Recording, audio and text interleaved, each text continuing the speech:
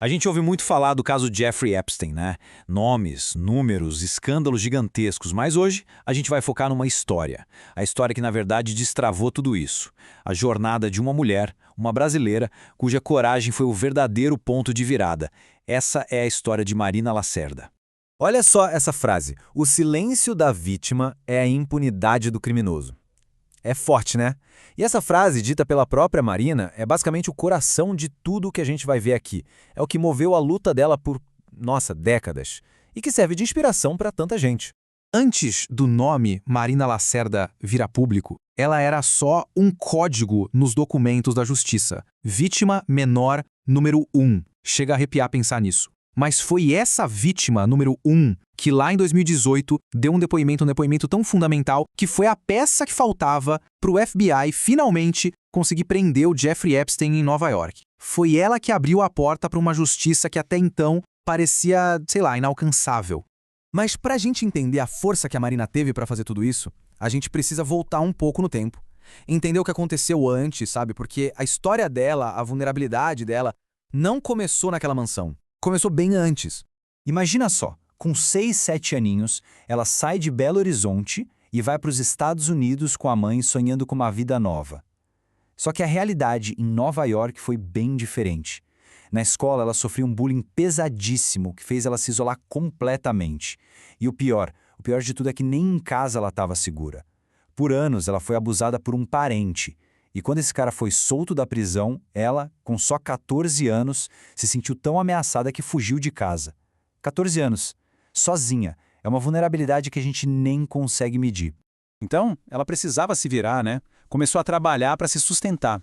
Foi parar num clube grego lá no Queens vendendo flores. Era um jeito de ter o próprio dinheiro, de tentar construir alguma independência. Mas é exatamente aí, nesse momento em que ela está mais sozinha e precisando de ajuda, que o perigo aparece.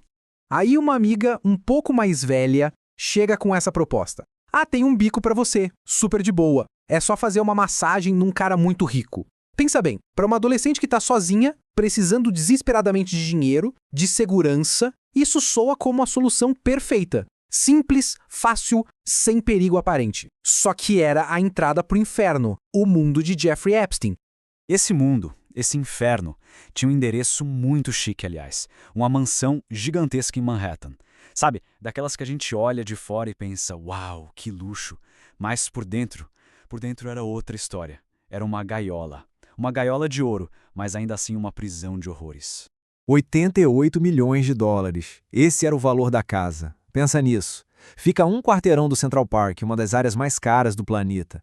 Era um mundo, um universo inteiro de distância da realidade da Marina lá no Queens. O lugar em si já era uma arma, sabe? Feito para intimidar, para fazer qualquer um se sentir pequeno e impotente. E por dentro era esquisito, bizarro até. Tinha um tigre empalhado te encarando, uma escultura de uma noiva pendurada numa corda. Quem tem uma coisa dessas em casa? E claro, a tal sala de massagem. No terceiro andar, escura, sem nenhuma janela, tudo, cada objeto ali, parecia calculado para deixar a pessoa com medo, para mostrar quem estava no controle. A própria Marina descreveu a sensação. Você fica até com medo de respirar. É isso. O terror psicológico já começava no momento em que ela pisava ali. Antes de qualquer toque, a violência já estava no ar. Aquele lugar era a definição de fora do normal. Então aquela massagem era só o começo, a desculpa. Na verdade, era a porta de entrada para um sistema de abuso e tráfico que funcionava como um relógio, uma máquina doentia e muito bem organizada. E o método era sempre esse. A massagem era a isca perfeita para atrair meninas e mulheres jovens, muitas delas imigrantes, vulneráveis. Elas chegavam achando que era um trabalho, mas a coisa escalava muito rápido para abuso sexual. E aí, pronto, a armadilha estava fechada. Não era só com a Marina, eram centenas de vítimas caindo no mesmo golpe. E o ciclo era assustadoramente bem definido. Primeiro, eles aliciavam. Prometiam dinheiro, carreira de modelo, ajuda com visto, o que fosse preciso. Depois, vinha um abuso repetido, dentro das propriedades dele, isoladas do mundo. Aí vinha a parte mais cruel, talvez. Ele forçava as vítimas a recrutarem as próprias amigas. E por último, o descarte. Quando ele achava que elas estavam velhas demais, ele simplesmente jogava fora. No caso da Marina, isso aconteceu quando ela tinha 17 anos. Depois de 3 anos sofrendo abuso, ele simplesmente disse que ela estava ficando velha e que não se interessava mais. Fim. Descartada. É a desumanização total. As vítimas eram tratadas como objetos, com data de validade.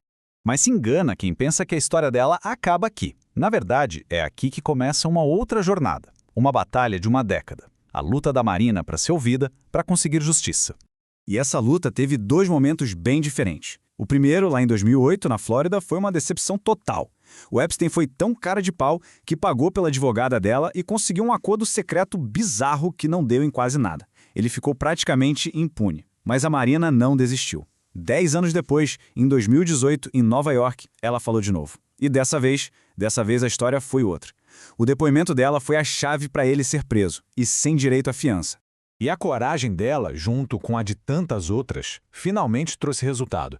Jeffrey Epstein foi preso e morreu na prisão antes mesmo do julgamento. A cúmplice principal dele, a Ghislaine Maxwell, pegou 20 anos de cadeia. São vitórias gigantescas, mas que vieram com um custo pessoal que a gente nem imagina.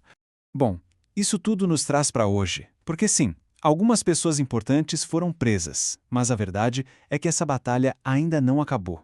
A luta por justiça e, mais ainda, pela verdade completa, continua. Depois que o Epstein morreu, criaram um fundo para compensar as vítimas. Pagaram mais de 120 milhões de dólares para mais de 100 pessoas. E a Marina foi uma delas. É claro que é uma tentativa de reparação financeira, mas vamos ser sinceros, né? Dinheiro nenhum apaga o que elas passaram. E o fato de muitas vítimas preferirem continuar anônimas mostra o tamanho do medo e do estigma que ainda existe. E aqui está o ponto que talvez seja o mais revoltante de todos. Até hoje, uma montanha de documentos do processo continua em segredo.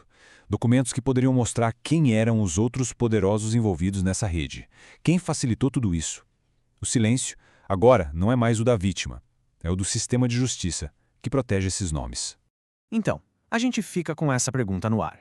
A história da Marina Lacerda prova que a voz de uma pessoa pode, sim, começar uma avalanche. Mas com tantos segredos ainda guardados, com tantos nomes ainda escondidos, dá para dizer que a justiça foi realmente feita? A luta dela não acabou. E a nossa cobrança por respostas também não pode acabar.